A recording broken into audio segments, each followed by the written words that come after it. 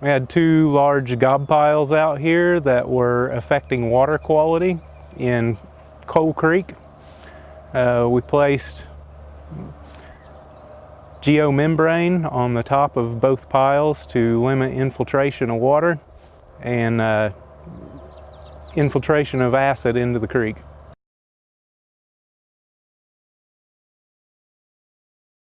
This was the first time that Indiana used the geomembrane to address this kind of a problem. Site constraints required us to have a smaller footprint during construction. And this was the solution that we came up with after consultation with ATC Associates.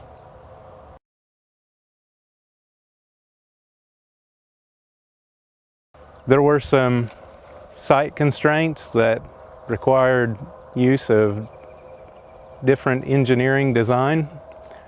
The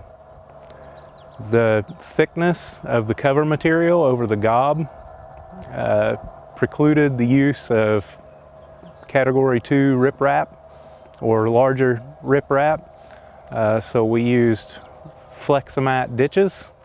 They can handle a higher velocity and require less excavation.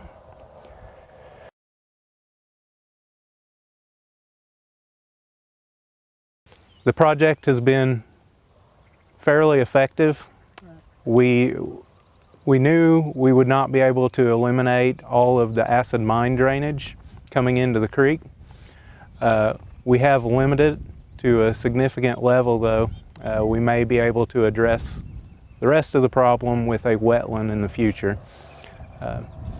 So the geomembrane has been effective.